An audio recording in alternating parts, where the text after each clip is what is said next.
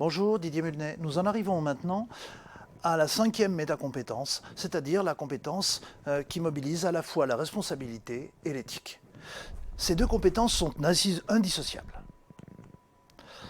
Bien sûr, cette métacompétence ne peut être subdivisée des métacompétences systémiques et prospectives et des métacompétences en termes de changement individuel ou collectif. Pour faire simple, dans cette méta-compétence, nous avons d'un côté la responsabilité, de l'autre côté les garde-fous éthiques. Mais cette compétence a un statut tout à fait particulier, car c'est elle qui est porteuse de valeur. C'est elle qui va donner le sens à l'action. C'est elle qui va donner la finalité de toutes les actions que l'on fait. Sans cette métacompétence, tout développement durable perd son sens. Alors se poser des questions, oui, mais lesquelles ? Avons-nous représenté quelques bases concernant les lois, les normes, les règles ? Nous faisons parfois l'oubli de cette étape. Savez-vous, sur ce sujet, s'il existe des outils juridiques, financiers, voire politiques ? Est-ce que nous avons quelques bases en termes de responsabilité ? Que celle-ci soit en lien avec notre devoir de ne pas diffuser d'erreurs scientifiques, de ne pas tenir des discours ambigus, d'amplifier certains lieux communs, certains stéréotypes, de tomber dans les pièges des erreurs de raisonnement classiques, aussi diffusées au jour d'aujourd'hui. Avez-vous permis aux personnes qui suivent votre projet de prendre le recul critique nécessaire, indispensable par rapport d'une part aux problèmes que vous avez posés, d'autre part aux solutions et enfin aux propositions que vous avez formulées? C'est la réflexivité.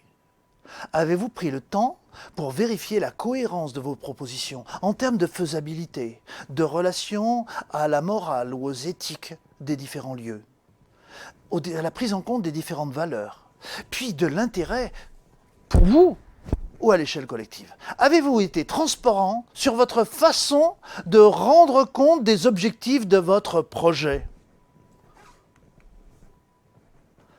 C'est aussi la question de l'équité. J'ai dit équité et pas égalité, c'est deux choses qui n'ont rien à voir. Avez-vous permis à chacun de participer réellement au processus de montage de ce projet, d'exercer leurs responsabilités de là où ils sont avec les moyens dont ils disposent? Avez-vous réussi à faire percevoir aux participants de votre projet l'existence des différentes formes d'éthique, qu'elles soient environnementales, vis-à-vis du travail, vis-à-vis de la famille, par rapport aux résultats, par rapport à la science, les dérives scientistes ou les dérives technicistes? Et de bien mettre les garde-fous éthiques en place. Est-ce que vous avez souhaité réellement ou pu le faire? C'est-à-dire partager, discuter des valeurs telles que celles de bien commun, de valeurs universelles, en gardant son esprit critique. Est-ce que vous avez pu questionner les compétences humanistes? Ce projet nous permet-il d'éduquer à la responsabilité? Et puis, faut-il éduquer à la responsabilité? Et si oui, comment? Quels aspects éthiques ce projet pourrait-il viser? Et de quelle éthique on parle? En fait, est-ce que c'est une éthique qui nous engage ou est-ce que c'est simplement une éthique qui nous amène à réfléchir? Pour envisager cette question des métacompétences en termes de responsabilité et d'éthique, nous avons dégagé 7 grands groupes de compétences. Des compétences qui tournent autour des valeurs et des réglementations. Ou du moins de l'usage qu'on en fait, nous allons détailler ça dans quelques instants. Des outils juridiques liés au projet. De la différence entre les différents modes de responsabilité. De la responsabilité vis-à-vis du monde de demain. Des éthiques de l'engagement ou des éthiques du faire. C'est aussi la recherche de sens avant, pendant et après l'action. C'est aussi la question de l'éducation à la responsabilité. Nous allons commencer par nous questionner sur les valeurs et les réglementations. Quels sont les différents registres de la responsabilité? Où en est-on alors pas forcément d'ailleurs de l'acceptation des normes, mais de la compréhension, de l'acceptation du refus des normes. A-t-on des outils politiques? Les connaît-on? A-t-on des outils juridiques? Les connaît-on? A-t-on fait une prise de recul sur la légitimité des discours de ceux qui les portent? Puis, nous passons de cette simple connaissance d'eux à leur utilisation, les outils juridiques du projet. Distingue-t-on les différents instruments politiques aux différentes échelles d'espace, de temps? Fait-on la distinction entre lois, normes et règles? Ce n'est pas du tout la même chose. Fait-on le lien entre éducation et législation? Il y a des choses qui dépendent de la loi et d'autres qui dépendent de l'éducation. Chacun son champ, quelle complémentarité? C'est aussi la question des instruments juridiques et des domaines de compétences respectifs. C'est l'articulation entre les différentes échelles de droit, d'un droit coutumier à un droit international. Évidemment, on a une sacrée marge. C'est la question, alors non pas des aides publiques, mais de la nature des aides publiques, de leur attribution, de leurs conditions de mise en œuvre, du fait que c'est parfois discutable. C'est aussi la question des transparences sur le droit. J'ai mis l'accès aux données, mais sur l'ensemble des droits, transparence sur l'ensemble des droits. C'est aussi la question des libertés fondamentales. Si nous envisageons maintenant la question des différents types de responsabilités, on l'a dit tout à l'heure, la première responsabilité, c'est la responsabilité scientifique. Responsabilité scientifique sur les concepts que l'on transmet. Mais c'est aussi une responsabilité épistémologique, notamment liée à la culture scientifique, à la façon de concevoir les savoirs. C'est aussi la question de la typologie des discours, d'un discours médiatique, journalistique, à un discours scientifique, à un discours de médiatisation scientifique. Il existe plein de discours, et il faut bien les distinguer notamment en fonction des typologies, des arguments utilisés par les gens qui tiennent ce type de discours. Et on ne peut plus, au jour d'aujourd'hui, ne pas nous poser la question de tous les biais de raisonnement, de tous les biais de décision, de par le nombre d'informations douteuses qui circulent. C'est de l'éducation aux médias, j'en conviens. Responsabilité vis-à-vis du monde de demain. C'est bien faire la distinction entre nos besoins et nos envies, et nos différentes envies, nos différentes formes de besoins. C'est aussi la question des différents types de degrés de responsabilisation ou de déresponsabilisation. C'est aussi la différenciation des types de responsabilités. C'est aussi l'éco-responsabilité. C'est aussi la responsabilité sociale, économique, financière. Et c'est cette articulation entre ces différents champs qui importe.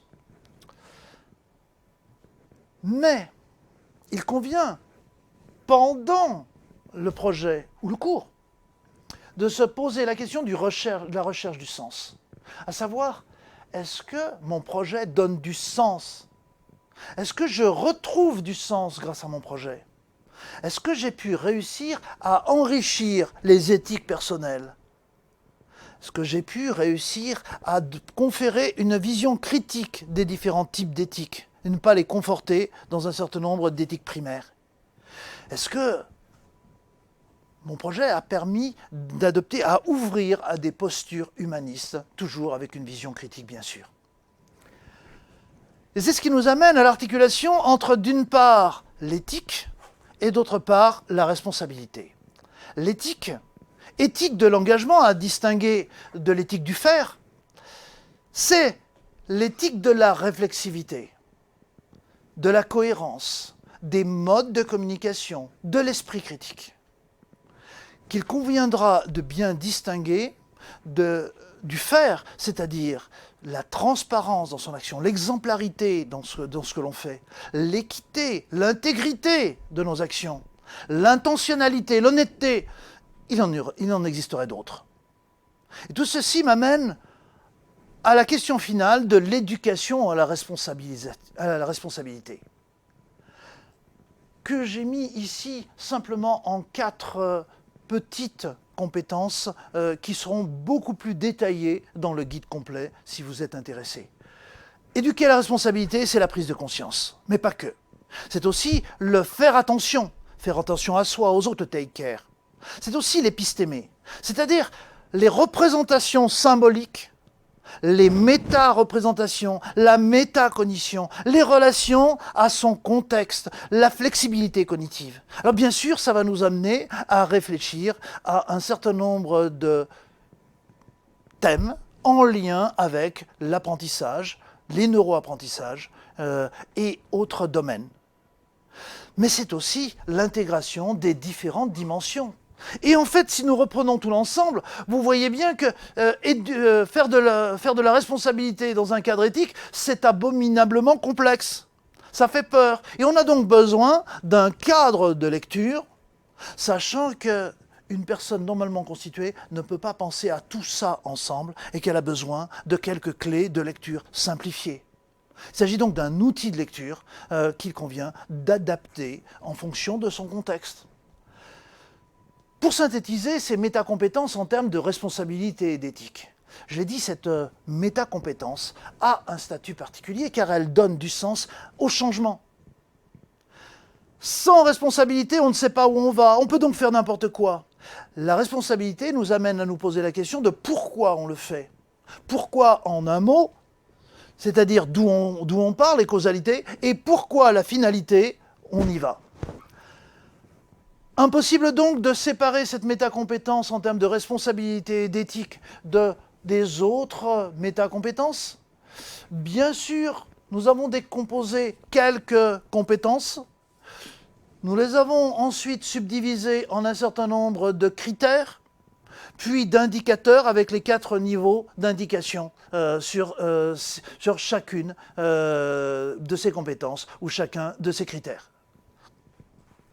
Alors c'est bien sûr à la fois une macro-compétence, puisque constituée d'un certain nombre de sous-compétences, mais c'est surtout une méta-compétence, car ça oriente l'ensemble de toutes les autres compétences. Si on est au point sur le plan systémique et prospectif, on a une bonne idée de ce que l'on va faire. Si on est à peu près compétent en termes de compétences changement individuel et collectif, on sait globalement le comment on le fait. Mais si on ne sait pas le pourquoi on le fait, effectivement, on peut en arriver à faire sensiblement n'importe quoi. Et donc, pour terminer, sur cette métacompétence en termes de responsabilité et d'éthique qui clôt cette partie sur les métacompétences systémiques, prospectives, changement individuel et collectif en termes de responsabilité et d'éthique, vous voyez qu'il est totalement impossible de les dissocier. Pour terminer, je vous rappelle que vous pouvez retrouver cette vidéo sur la chaîne YouTube. Vous pouvez trouver d'autres vidéos, des vidéos avec la simplification des concepts, des illustrations des concepts, la relation avec, dans des formats un peu plus longs, la relation avec des vidéos explicatives qui donnent lieu à des modèles de recherche, le pour aller plus loin avec des exemples ou avec de la bibliographie. Ceci est prolongé sur le site du Réunifed, sur le site du programme FECODE, Formation, Éducation, Compétences, Objectifs du développement durable. Merci de votre attention et puis à la prochaine fois pour l'approfondissement de ces métacompétences et de leurs liens avec les questions d'objectifs du développement durable. Au revoir, à la prochaine fois.